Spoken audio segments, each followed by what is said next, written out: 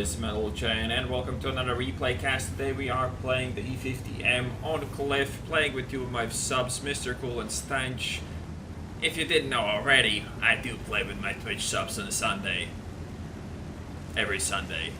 So if you're a sub on Twitch, you should play with me. Anyway, sellout mode over, playing on Cliff, playing with 3 Hardies, and Cliff is one of the shittiest maps ever to play with a Hardy. It's like, there's no cover in the middle, and the middle wins the game. So, if you're lucky, and the enemy team didn't really contribute to the middle, and you can take it over quite easily without getting shit on, you're likely to win. And we do have a slightly better setup because, well, no, the setup is pretty much equal. They have 2 tier 10 TDs, we have tier 10 TD and an Hardy at our tier 10 tank list. We do have a lot of mediums as well, and great E50M accuracy doing work right from the start here, as we can see. And 3 of the enemy mediums get spotted out as well. This rock can provide some cover. I didn't really expect the CDC to peek there. I thought he would be higher up, but he wasn't, so I fucked up. And now I kind of want to relocate behind this rock and see if I can get into any cover and at least get the shot into this Lorraine. E50M's gun with the new sounds a bit meh.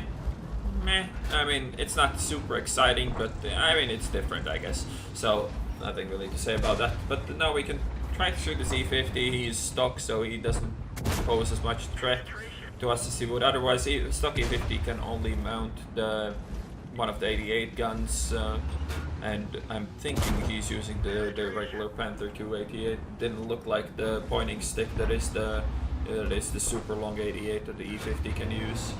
So their mouse and the IS-7 committed to a pretty retarded push in the middle, and they are getting pretty severely punished for it as well. This IS-7 now is gonna try to do something here, I guess. I mean, he kind of has to make a play in a way, as his team is committing on the other side and just getting massively butchered. I don't even know how the fuck that shot hit anything. It kind of should not have, but I guess I got lucky. Very lucky boy. And now we can just keep on shooting this E50.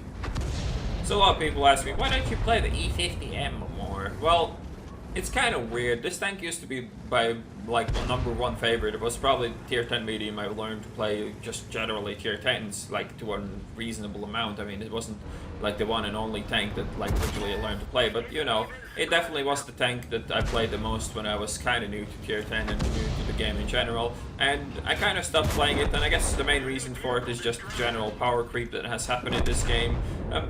I don't even need to talk about stuff like the E5 overbuff that literally made an E50 just a bad E5 in a way that it's barely faster, it has no turret armor, and it's such a huge target as well compared to the E5 even. But even before that, you had a lot of tanks added to the game that just kind of beats this in a lot of ways. Like even the new autoloader, the Skoda as well, is a tank that kind of can shit on this thing whenever it wants. And there's many from that where that came from. The STB1 was an example as well, and even the Russian mediums, all of them that get implemented. I'm pretty sure even the Object 140 got implemented way after the E50M got moved to tier 10. So there's, I guess, a lot of tanks that just kind of outclassed the E50M, and just really for the one main reason that the strength of the E50M should be the accuracy and stuff. But in all the tanks, like I mentioned in the T30 video, that doesn't really mean much. I mean, as you saw in the 30-90 shot, it wasn't like I would be able to hit him right away, and them physics, man, need to be careful.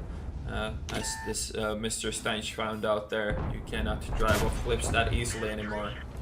And while sure, I didn't really fully aim the 30-90 shot, but still, you should not really have this bad of an aiming time with a tank that has literally 180 turret armor. I mean, it just should not be that way, but it is, so we are just crying every time and not playing the E50M as much as we used to.